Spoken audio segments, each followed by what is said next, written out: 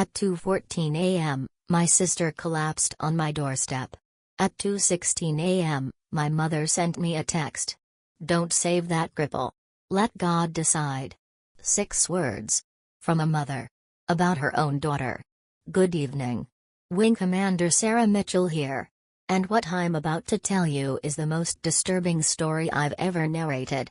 Because this isn't just about a family that failed one of its own. It's about years of hidden abuse, systematic financial exploitation, and a mother who treated her disabled daughter like a burden to be managed, until the night everything unraveled on my doorstep at 2 a.m. But here's what my mother didn't know when she sent that text. I was a decorated RAF officer with 14 years in military intelligence. I documented everything. Every text. Every call. Every bruise. And that one text message? It became the centerpiece of a criminal neglect case that sent my mother to prison and gave my sister the life she always deserved. By the end of this story, you'll understand why sometimes the most dangerous thing you can do to a military intelligence officer is put your cruelty in writing. Because my mother signed her own conviction at 2:16 a.m. on a Tuesday night. And she didn't even know it. Stay with me. Because what happened next will leave you speechless. Let me tell you about my sister, Clara. Clara is 4 years younger than me.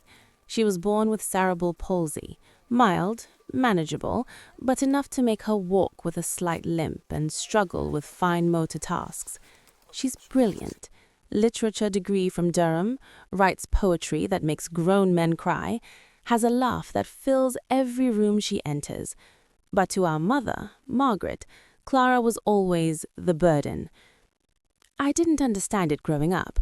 Margaret was charming to everyone else, church committee chair, beloved neighbor, always first to bring casseroles to grieving families. But behind closed doors, Clara was invisible, forgotten, mocked. I remember coming home from leave from RAF training when Clara was 15, found her in her room, eating toast alone, because Margaret had forgotten to make dinner, again, for the 3rd time that week. I confronted our mother. She smiled sweetly and said, "Sarah, you don't understand how exhausting it is. Clara requires so much. You got to escape. I didn't." I was 19. I didn't know what to do with that. So I left, went back to the RAF, and I've regretted it every day since. For 20 years, Clara stayed, tried to build a life while living under Margaret's roof, got her degree remotely, wrote her poetry, tried to save enough to move out. But every time Clara got close to independence, something happened. A medical bill, a household emergency, money disappearing from Clara's disability payments before she could touch it. Clara called me once, 6 months before that night, voice small, tired. "Mum's been taking my payments again, Sarah. I only found out because the bank sent a letter. She's been redirecting my DLA into her account for years. I don't know what to do." I told her to document everything, send me copies. I'd help her find a solicitor. 3 days later, Clara called back. "Forget I said anything. Mum says it was a banking error. It's fine." It wasn't fine. And 6 months later, Clara collapsed on my doorstep at 2:14 a.m. Here's exactly what happened. I'd just returned from a speaking engagement in Edinburgh, got home at midnight, made tea, was about to sleep when I heard it. A sound at my front door. Not knocking, more like falling. I opened the door, and Clara was on my doorstep, collapsed, pale as paper, barely conscious. She'd walked 2 miles in the dark, 2 miles with her cerebral palsy because she had no phone. Margaret had taken it. I got her inside, called 999. Paramedics arrived within 7 minutes. Hypoglycemia, dangerously low blood sugar. She hadn't eaten in almost 2 days. While I was on the phone with 999, my phone buzzed. Text message from my mother. "Is Clara with you? Don't bother saving that cripple. Let God decide. She's more trouble than she's worth. You'll see." I stared at that screen for 3 seconds. Then I did 2 things simultaneously.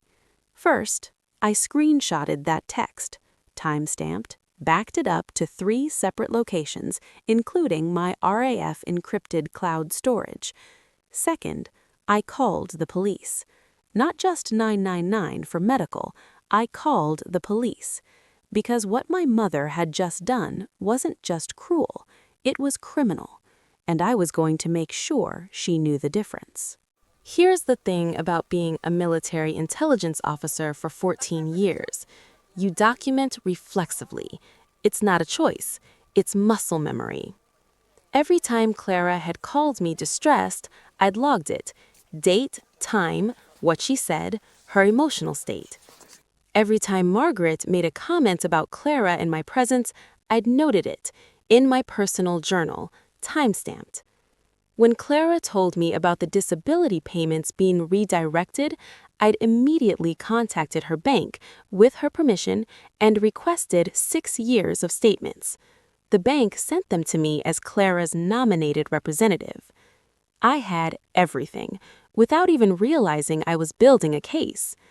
Now, sitting in the hospital waiting room at 3 a.m. while Clara was being treated, I opened my laptop and started compiling. 6 years of bank statements showing £73,000 in Clara's disability living allowance systematically redirected to Margaret's account.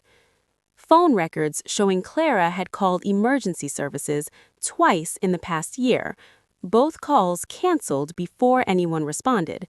Margaret had been monitoring her phone. Medical records showing Clara had attended A&E 4 times in 3 years for malnutrition-related episodes. Each time, Margaret had accompanied her and told doctors Clara forgot to eat due to her disability. The text message from 2:16 a.m., timestamped, saved to 3 locations. And then I called someone who could actually do something about it.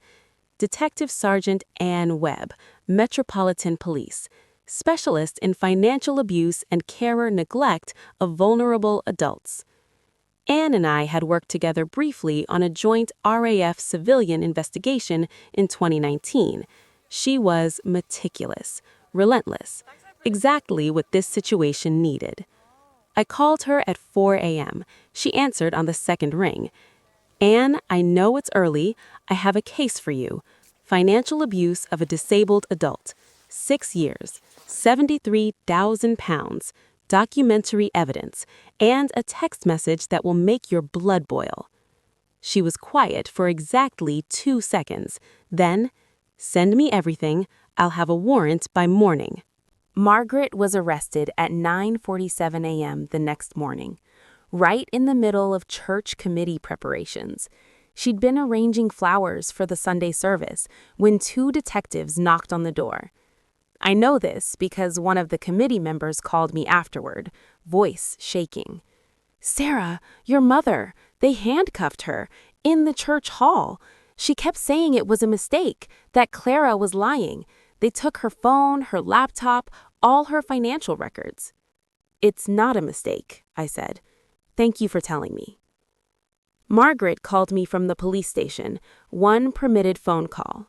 "Sarah, tell them it's a misunderstanding. Tell them Clara is confused. She's always been confused. The disability affects her mind. You know how she gets." "Her disability is cerebral palsy," I said flatly. "It affects her motor function, not her mind. She has a literature degree from Durham and a photographic memory, which is why her testimony is going to be devastating." "Sarah, I'm your mother. You told me to let your daughter die on my doorstep, in writing, at 2:16 a.m. Silence. "I'll see you in court, Margaret." I hung up.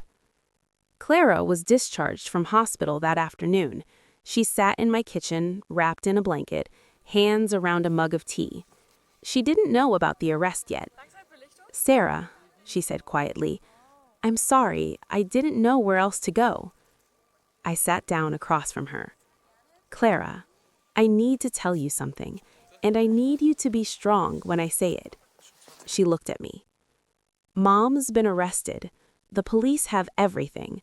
The bank statements, the phone records, the text she sent me. Clara went very still. The text? I showed her my phone. She read it again. Then she put the phone down very carefully and looked out the window. I always thought I was imagining it, she said finally. 20 years of thinking I was imagining it. You weren't, I said, and now everyone knows. Margaret's trial lasted 4 days.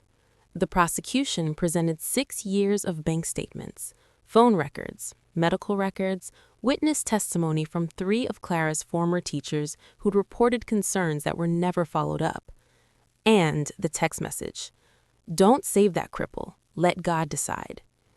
The defense tried to argue it was sent in a moment of frustration, that Margaret was overwhelmed by years of caring for a disabled child.